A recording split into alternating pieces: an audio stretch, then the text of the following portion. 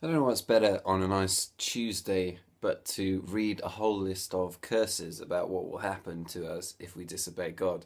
I don't know how you found reading this passage, but it's pretty full on, and there's some pretty strong curses that are in here.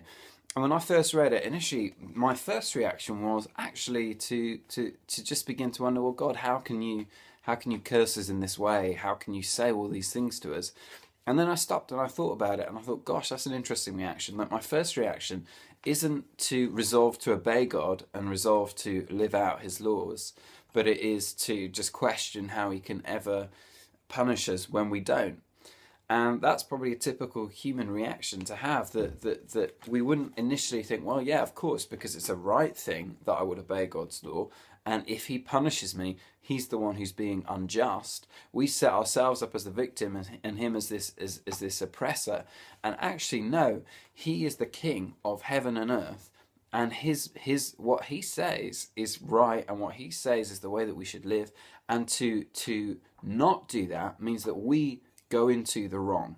And so it's worth just remembering that there should be a paradigm shift in the way that we're thinking, that it's not just I'm a victim to an unjust God if I'm kind of like disobedient and then I get punished for it, but rather he's the king of the universe, and if I'm disobeying him, I'm disobeying the one who is good, the one who is just, the one who is merciful in our world, and there are consequences to that. So that's one thing that might help us wrestle with it. A second thing is to remember, and I'll say it again because I think I need to, I said it yesterday, Jesus in the New Testament takes the curse of sin upon himself, and ultimately the wages of sin is death. God punishes sin in the Old Testament through death at the end of the day. That's what it comes down to. And in the New Testament, he's no different. He punishes sin through death. But the difference is he takes death on himself. He takes death, it's the death of his only son, Jesus Christ, that happens in the New Testament.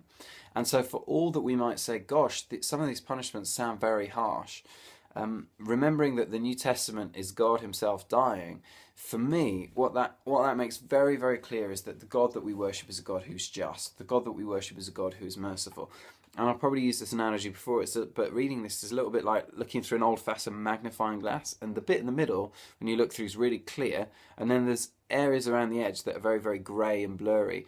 Some of the stuff that we're reading in the Old Testament I find a bit grey and a bit blurry in terms of getting my head into it, but the stuff that I find so reassuring and clear is the stuff when we see Jesus and who he is. And in Jesus, God is revealed to be just and kind. Let's resolve today to obey God and to walk in his ways as much as we can, not because we need fear anymore the curses that are talked about in this passage in Deuteronomy, but because he loves us and he has taken the curse on himself that we might know freedom.